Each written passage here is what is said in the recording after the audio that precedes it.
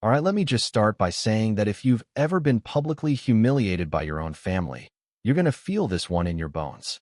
Because what happened that night, it was one of those moments you don't plan for, you don't expect, and yet when it lands, it changes everything. And the best part? Nobody saw it coming, not even me.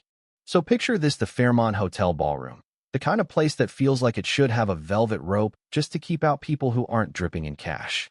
Crystal chandeliers throwing rainbows across the marble floors. A string quartet in the corner playing something so smooth it could make your bones melt. Champagne flutes in every hand. This was my brother David's engagement party, and when I say my parents went all out, I mean orchids flown in from Thailand, a dessert table that looked like something from the finale of a baking competition, and enough Dom Perignon to float a small boat. 200 guests, all designer gowns and tuxedos, people who smell like money even when they're not wearing cologne. And there I was, standing by the service entrance in the same black dress I'd worn to job interviews 3 years ago, freshly pressed, but still looking like what it was: a discount rack find paired with flats I bought on clearance. The catering staff noticed me more than the guests did, giving me little nods as they passed, and honestly, I preferred it that way. I learned a long time ago that if you keep moving at events like this, helping the servers, staying busy, you avoid those painful "so what are you doing these days?" conversations that really mean, let's compare your life to your brother's. I could hear Mom across the room, her voice all honey and sparkle, air kissing Vanessa's mother. Mom was in a brand new Valentino gown, pale gold, perfectly tailored, catching the light like she'd planned it down to the second, and her diamond earrings swung with every gesture. "We're so thrilled to welcome Vanessa into our family," she said, beaming like this was the royal wedding.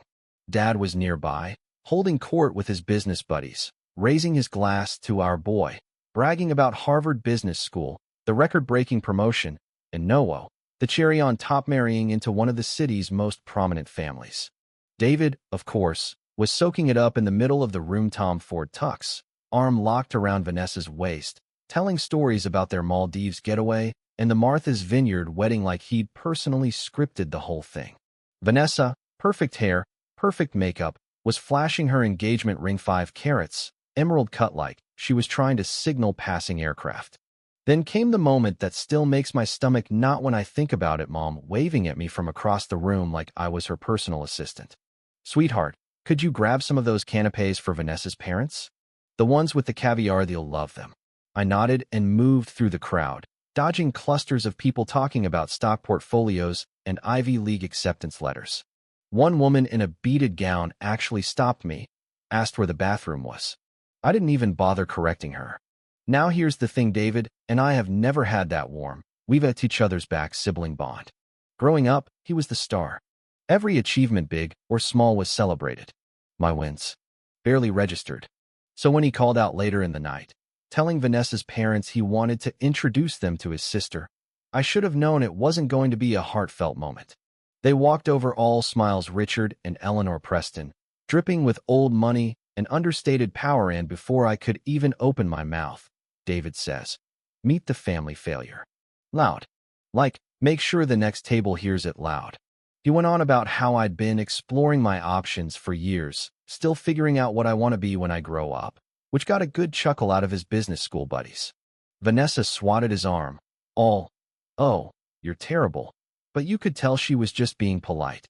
Mom chimed in about how artistic I've always been, her favorite euphemism for broke, and Dad suggested maybe I should look into something stable, like retail management. And yeah, it stung. But then this is where it gets good. Vanessa, mid-scroll on her phone, suddenly freezes. Her eyes flick to me, back to her phone, back to me again. "Is this you?" she asks, turning the screen toward me. And there it was, the current issue of Forbes, my face on the cover, headline reading, "The Disruption Queen: How Sofia Martinez Built a $3.2 billion AI Empire in Secret." The laughter died instantly.